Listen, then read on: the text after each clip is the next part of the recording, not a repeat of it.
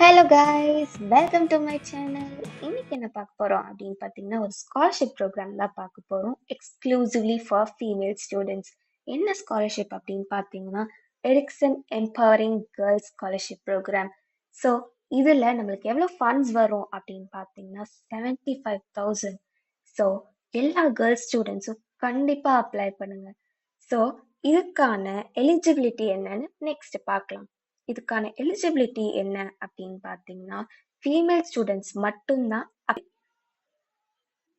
Okay, second eligibility என்ன அப்படின்னு பார்த்தீங்கன்னா, applicant studying in the second year of an engineering program.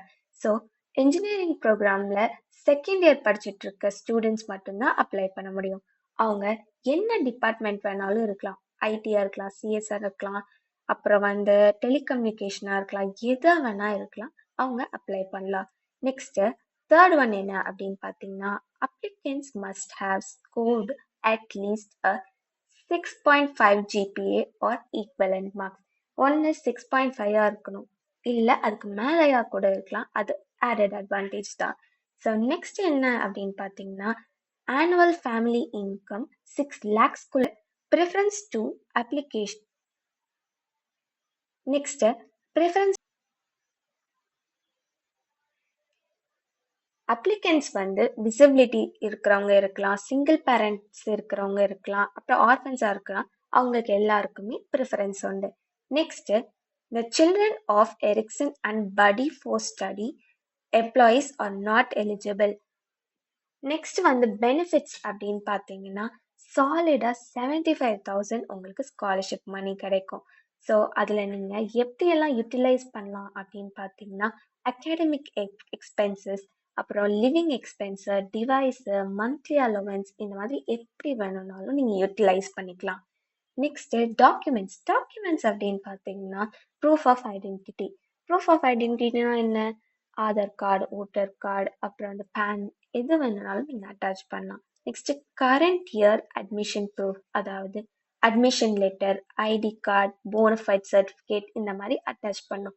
நிறைய பேருக்கு இந்த போனஃபைட் சர்டிஃபிகேட் எப்படி வாங்குறது அப்படின்ற ஒரு டவுட் இருந்துகிட்டே இருக்கும். ஸோ எப்படி வாங்குறதுன்னு நான் சொல்கிறேன். எல்லா காலேஜ்லையுமே ஆஃபீஸ் இருக்கும்.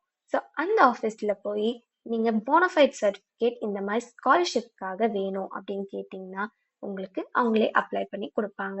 Next mark sheets of 10th 12th நீங்கள் அட்டாச் பண்ணணும். Next first and second semester mark ஷீட்ஸும் அட்டாச் பண்ணணும்.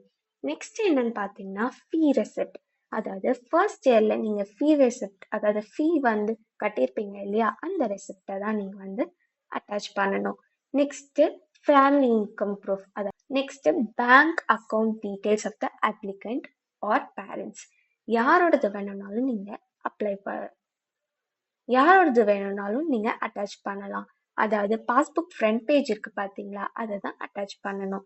Next recent passport size photograph of the applicant.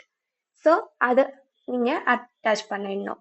Next document proof of disability, orphan or single parent. ஒருவேளை the applicant disabled person, orphan, single parent தான் இருக்காங்க அப்படின்னா அதுக்கான proof of document அவங்க கண்டிப்பாக attach பண்ணணும்.